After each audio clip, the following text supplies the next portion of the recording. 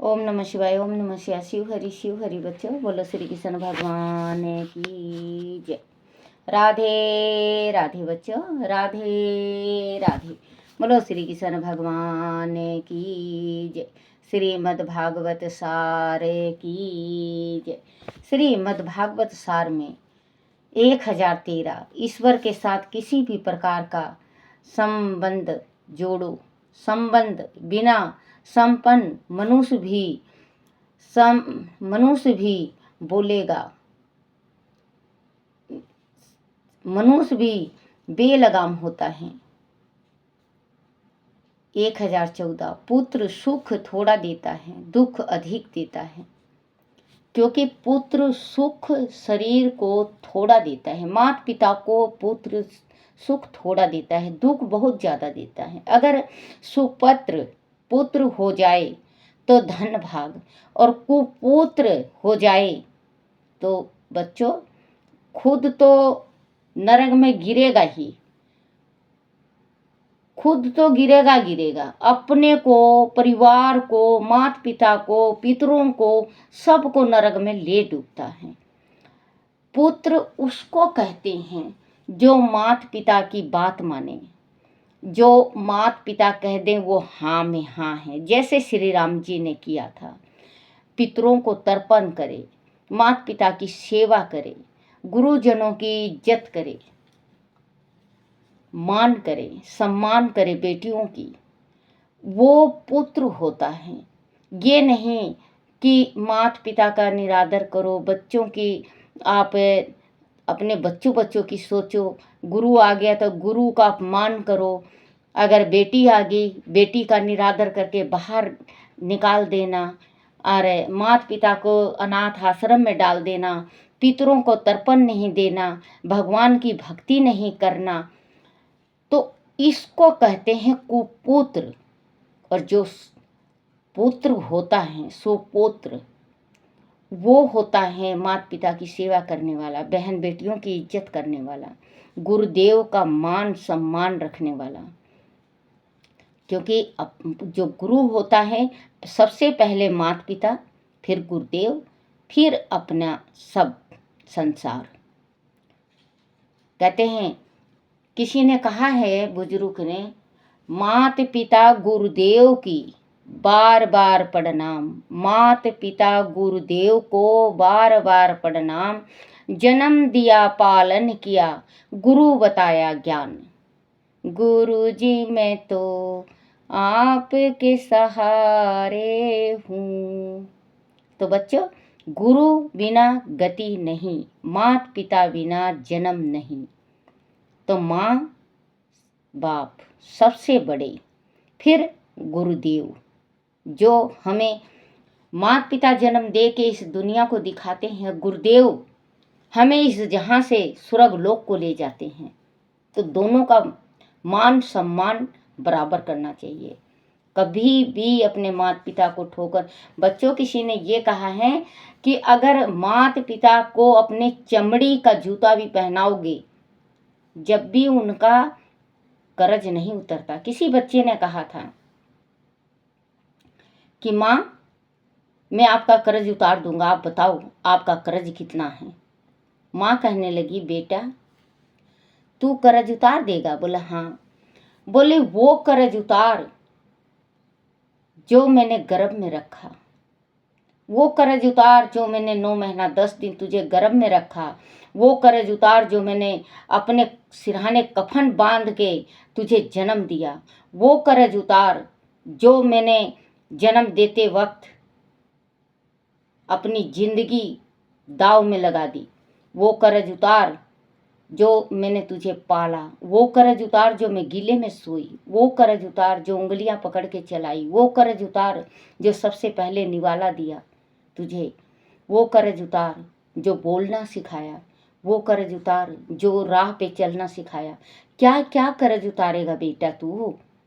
माँ बाप का क्या क्या कर्ज और क्या क्या फर्ज जो उन्होंने त्याग कर रखा, क्या क्या तू कर्ज उतारेगा? कभी माता पिता का कर्ज कोई भी इस संसार में नहीं उतार सका।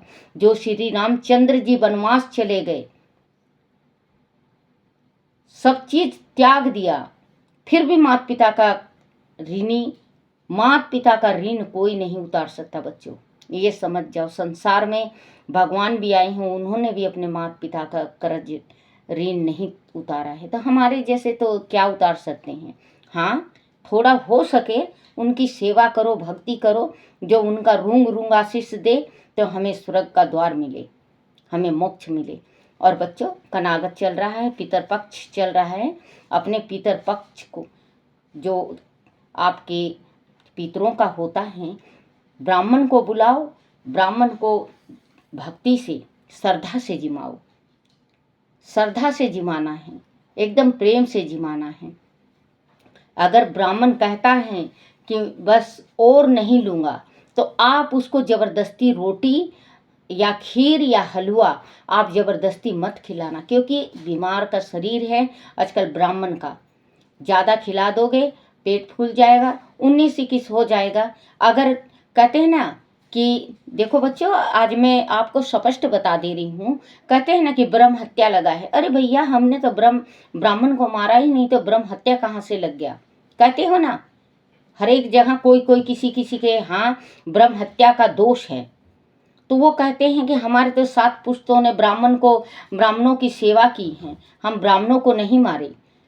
ब्राह्मण की हत्या करने से ही नहीं लगता, ब्राह्मण का हत्या लगता है बच्चों, अगर आप ज़्यादा खिला दो, ब्राह्मण मर जाए, तो आपका अन्न जल उसके पेट में है, तो आपको ब्रह्म हत्या लगेगा।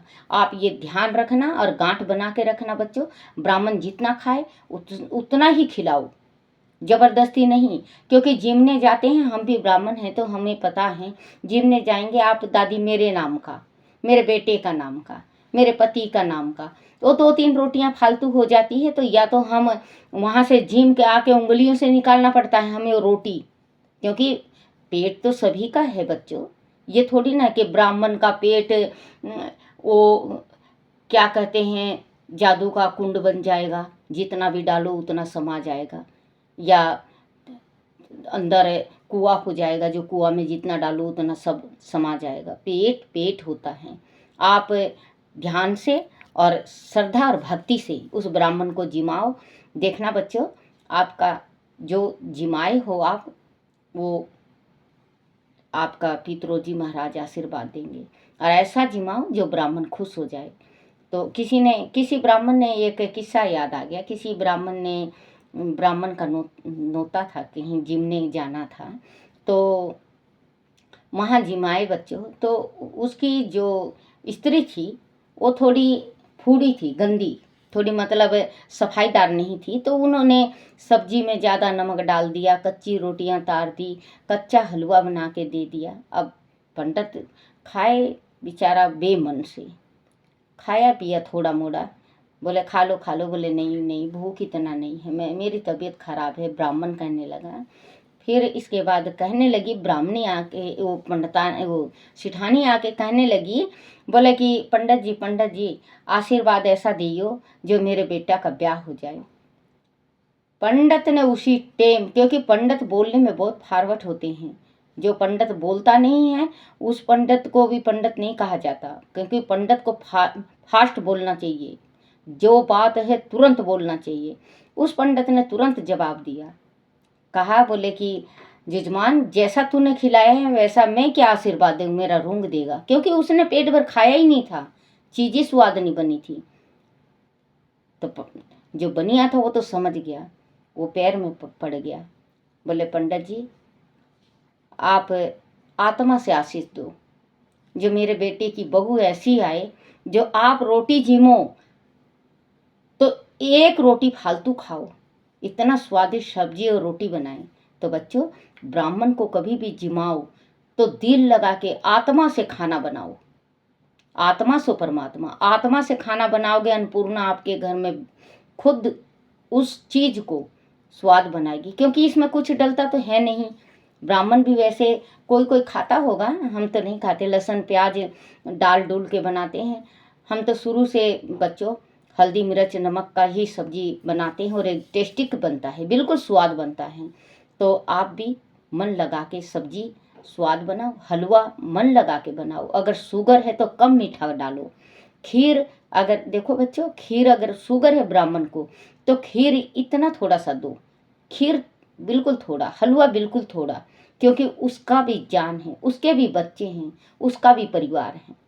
आप इस बात का जरूर ध्यान रखना बच्चों, क्योंकि ब्राह्मण का भी पूरा परिवार है। जो आपके शरीर में हड्डी मांस दर्द है, उसके भी शरीर में हड्डी मांस दर्द है, उसके भी बच्चे हैं।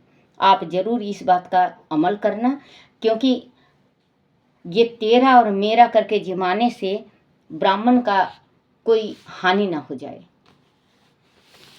और आपका भी बहुत बड़ा नुकसान ना हो जाए, क्योंकि ब्रह्म हत्या से आप बच सकते हो।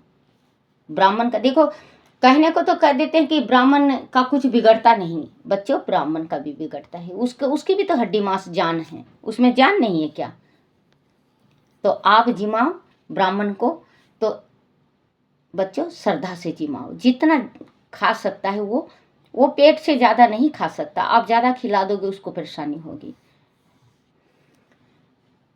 तो पुत्र, पुत्र कुपुत्र कहते हैं ना, पुत्र कुपुत्र अगर हो जाए तो सातों पीढ़ी को नरक में पहुंचा दे। सुपुत्र हो जाए तो 108 पीढ़ी, 127, सॉरी बच्चों, 127 पीढ़ी को तार दे, 127 पीढ़ी को तार देता है। जब वो सुपुत्र होता है तो उस घर में स्वयं कृष्ण भगवान आके उससे सप्ताह करवाते हैं भागवत। जिस घर में भागवत हो जाता है वो घर 127 पीढ़ी उधर के तरते हैं और 7 पीढ़ी इधर के, जो जीते जागते हैं 7 पीढ़ी इधर के तरते हैं, वो सीधे विष्णु लोक जाते हैं। तो बच्चों अपने छोटे बच्चों को आप शुरू से ही शिक्षा और दीक्षा दोनों दो। शिक्षा होता है माता पिता का, दीक्षा होता है गुरुदेव का, तो दोनों दो कि बेटा ऐसे नहीं ऐसे, ऐसे नहीं ऐसे, तो वो बच्चा सत्य मार्ग पे चलेगा। वो बच्चा कभी आपको शिकायत का मौका नहीं देगा। तो वैसे तो अगर मैं बात करने लगूं बच्चों तो रात दिन बीत जाए, वो बात खत्म ही नहीं होती है।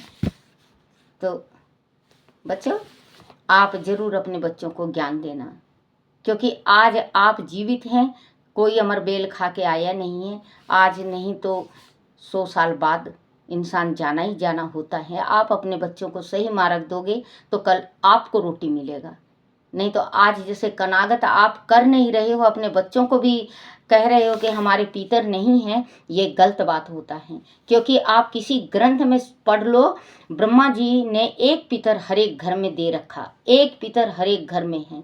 पितर बिना तो ये धरती ही खत्म हो जाएगी बच्चों।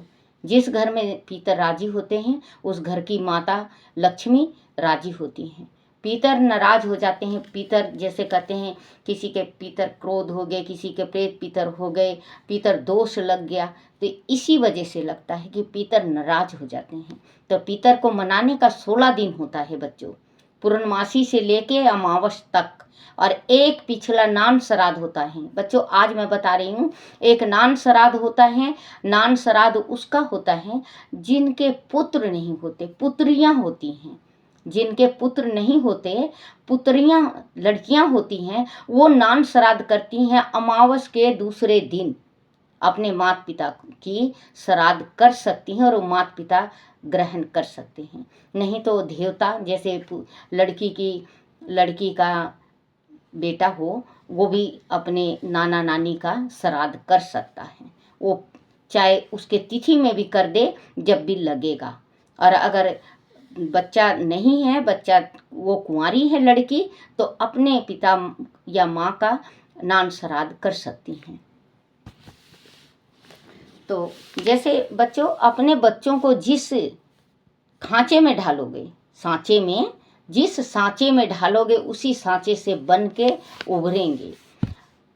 तो कहते हैं ना किसी किसी कि देखो माँ बाप अनपढ़ गंवार हैं, बेटा आज कलेक्टर हैं, आज मजिस्ट्रेट हैं, आज फलाना है, आज, क्योंकि उनके माँ बाप छोटेपन से ये शिक्षा देते हैं कि हमारे तो ज़िंदगी नरक में चला गया, हमने तो पढ़ा नहीं, हमने तो लिखा नहीं। जैसे आज मैं अनपढ़ गंवार हूँ, मैं अनपढ़ हूँ, बिल्कुल स्पष्ट, बिल्कुल अनपढ़। हाँ, स्कूल गई थी मैं 1-2 बार, आंगनबाड़ी जिसको कहते हैं। तो बच्चों वही अपने बच्चों को शिक्षा देते हैं। कोई कोई बच्चा ग्रहण कर लेता है कि हाँ भाई माता पिता हमारे दुखी हैं, पढ़ के निकल जाते हैं, बड़े बड़े अफसर हो जाते हैं। किसी किसी के बच्चे समझ नहीं वो करते, तो वो थोड़े नीचे होते हैं, लेकिन समझते हैं।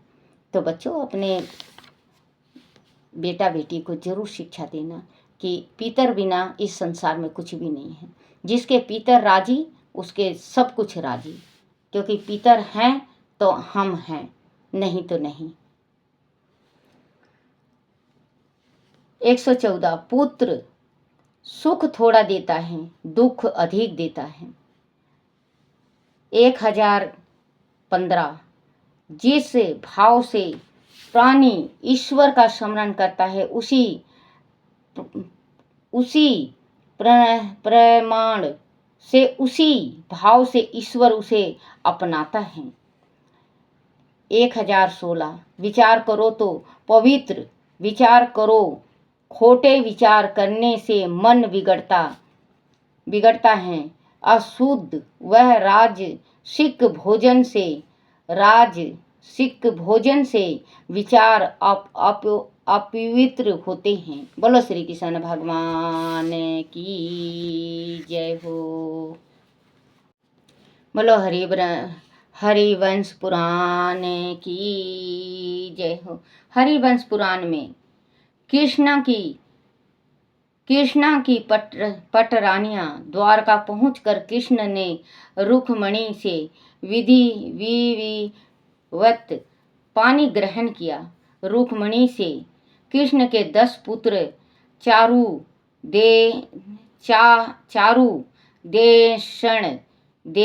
सुदेशण, प्रमुगन, सुवेण, चारुगुप्त, चारुबाहु, चारुविंद, सुचारु, भद्रचारु तथा चारु हुए, और चारुमती नामक एक पुत्री भी हुई। कृष्ण जी की 16,108 रानियां में से बच्चों 16,000 पत्नियां थी। 16,160 रानियों में जो 8 पटरानियां थी वह कालिंदी, मित्राविंदा, सत्या, नागनजित, सत्यभामा,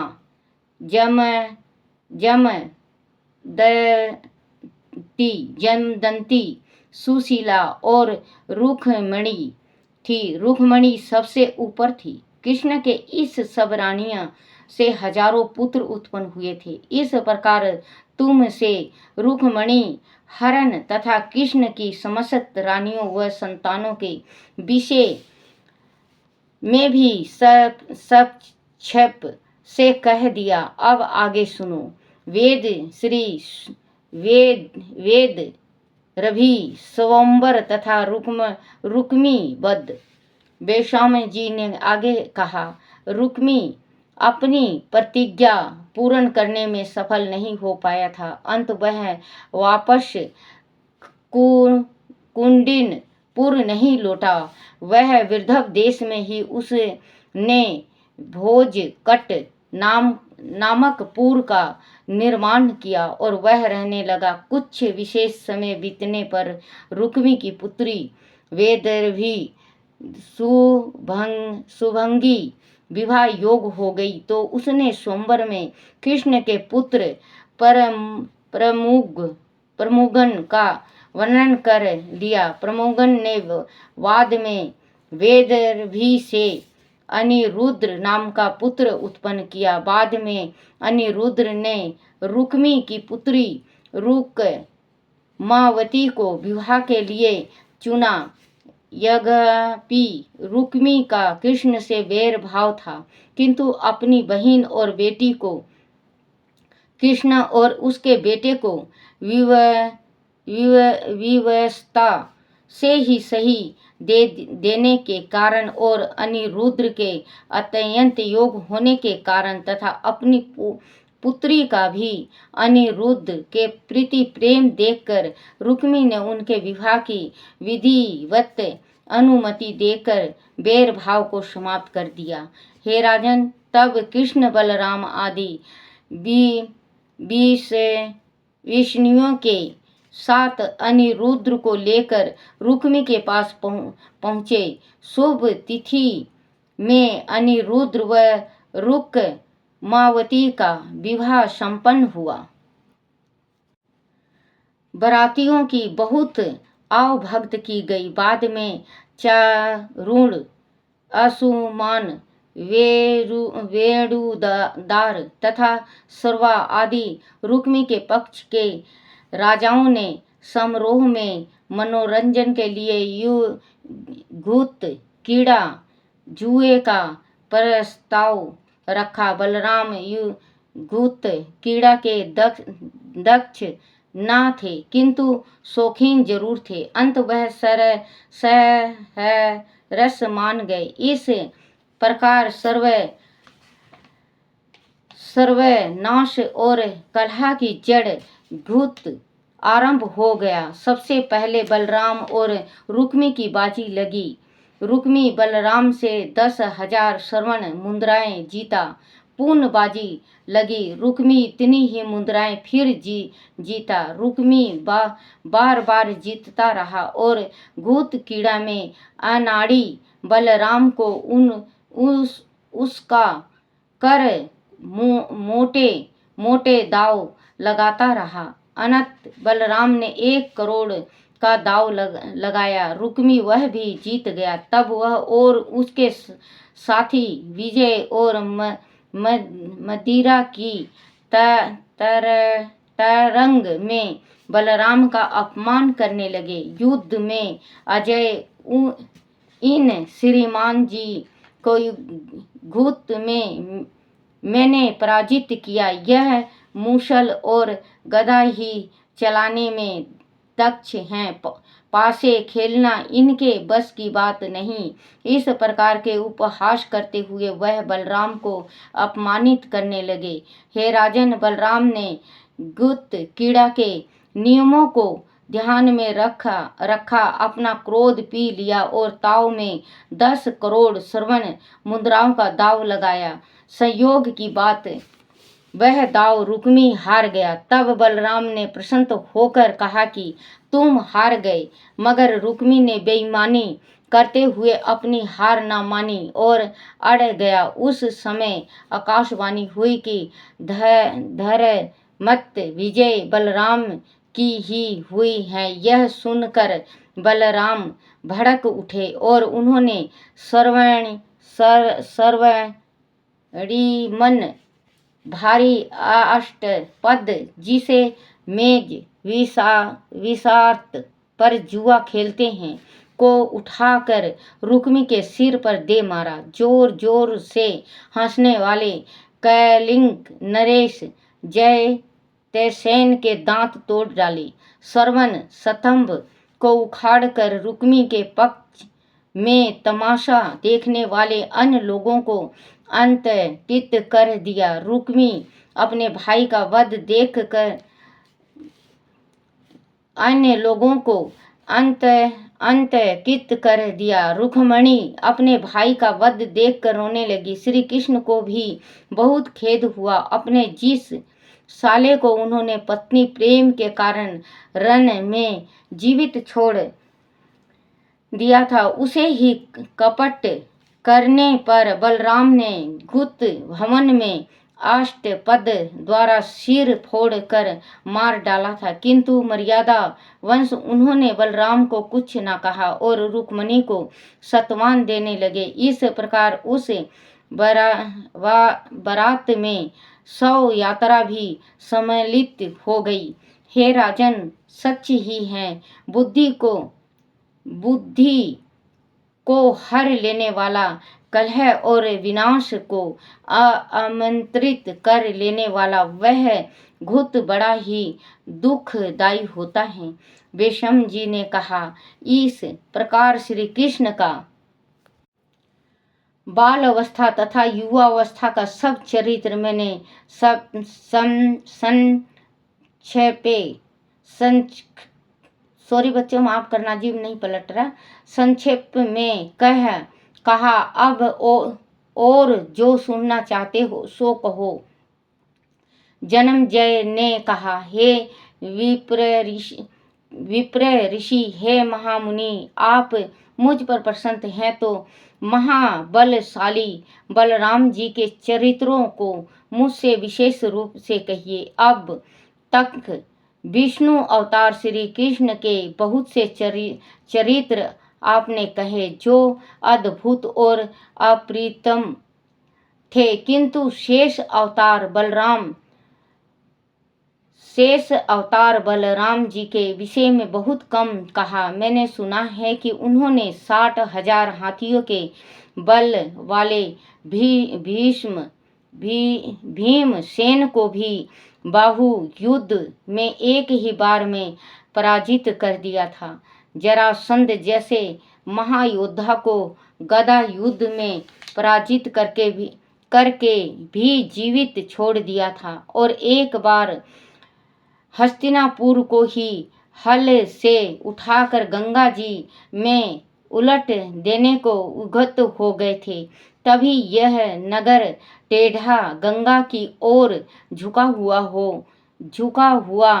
हो गया है। हे महामुनि, मुझसे अद्भुत कर्मा शेष अवतार महाबलवान और गदा युद्ध के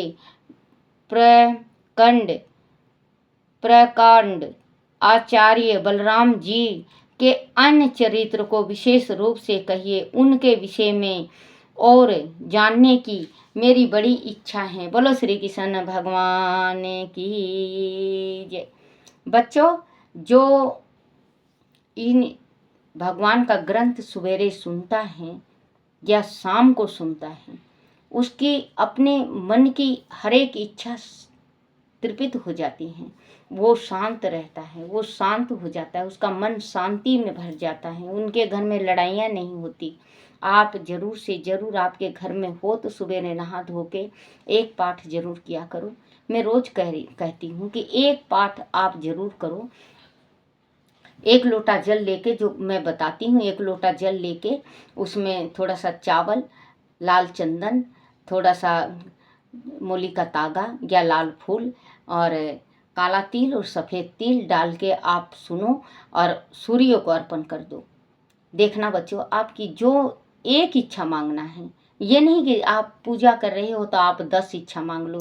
किसी के होती है ना आदत, जैसे कि परमात्मा मेरे भाई की बेटे के ब्याह करवा दे, मेरे लड़के की शादी करवा दे, मेरा आज ये काम नहीं बना, आज वो काम, 10 काम भगवान को कर दे। भगवान घबरा जाते हैं बच्चों। भगवान को समझ में नहीं आता कि क्या दूँ क्या नहीं दूँ। और 20 चीज़ मांग लेंगे तो एक चीज़ अगर पूर्ण हो गया तो भी हम यही कहेंगे परमात्मा ने पूर्ण नहीं किया। तो आप कभी भी आप अपनी इच्छा अगर जाहिर करो परमात्मा के सामने तो एक इच्छा मांगो। और सूर्य देवता को आप 41 दिन करके देखो बच्चों, आपकी इच्छा जरूर पूर्ण होगी। कल से चालू कर दो या परसों से चालू कर दो, वो आपकी इच्छा है, क्योंकि आप चालू करके पूजा करके देखो और भगवान को, सूर्य देवता को अर्पण करके देखो। हमें कहते हैं ना कि भगवान हमें दिखाई नहीं देता। बच्चों, भगवान तो दिखाई देते हैं। अगर आप मान लो सूर्य देवता साक्षात देवता है ना बच्चों। सूर्य देवता, चंद्रमा देवता, वरुण देवता, रुद्र देवता कहते हैं ना हम। तो बच्चों, हम इनकी सूर्य देवता को देखो, हम आँख से देखते हैं, लेकिन हमें ये नहीं होता कि हमारे सामने भगवान हैं, हम उनके आगे अपना दुख रोएं। साक्षात देवता हैं, चंद्रमा साक्षात देवता हैं। तो आप सूर्य देवता को अपने मन की इच्छा रख के, जो मैं बता रही हूँ ये डाल के, और आप एक अध्याय भागवत का करो, शिव पुराण का करो, किसी चीज़ का भी करो, आप पढ़ के और भगवान सूर्य को अर्पण करो, तो देखना बच्चों आपकी मनोकामना पूर्ण होगी। बोलो शिव पार्वती की जय, बोलो राधे कृष्ण की जय। हे मेरे परमात्मा, हे मेरे लड्डू गोपाल, हे मेरे कन्हैया, हे मेरे कान्हा, मेरे से भूल चूक हो जाए, मेरे से गलती हो जाए, टूटी हो जाए, मुझे क्षमा करना, क्षमा करना, क्षमा करना। बोलो अपने अपने गुरुदेव महाराज की जय। श्री कृष्ण गोविंद हरे मुरारी, हे नाथ नारायण वासुदेवाय, हे नाथ नारायण वासुदेवाय, हे नाथ नारायण वासुदेवाय। बोलो श्री कृष्ण भगवान की जय।